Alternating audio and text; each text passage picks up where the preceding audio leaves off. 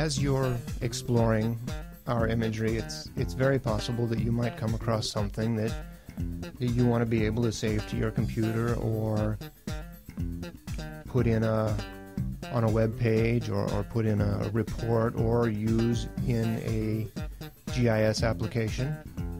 And you can accomplish all that by purchasing the image. And any imagery that you can browse to in our viewer, you can buy from us. So as an example, I'm going to go to the Space Needle in Seattle. And we'll buy some imagery of the Space Needle. So there it is. And we have 6 different years of imagery available for this area. So I'm going to actually zoom out a little bit.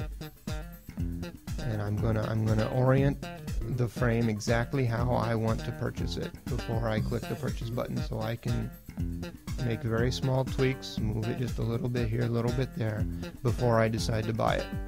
And once I'm happy with what I'm looking at, I can click on the Purchase This Image button.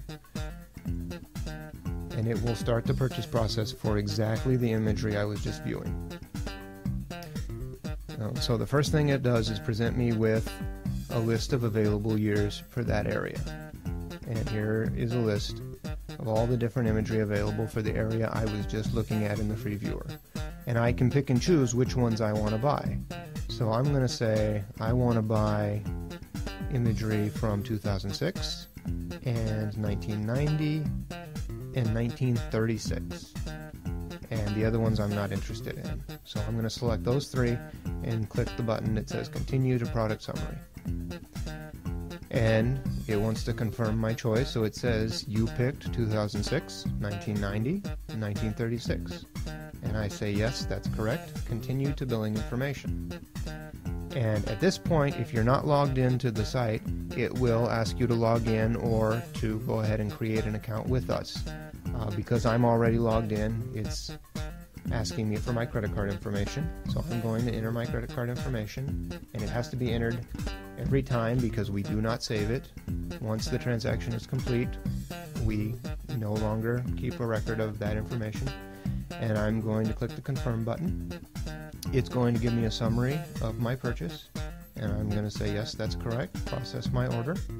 And as soon as I click that button, it's going to take me directly to the imagery I just purchased. And here it is, the Space Needle in 2006, 1990, and 1936. Of course, there was no Space Needle in 1936, but that is the same area.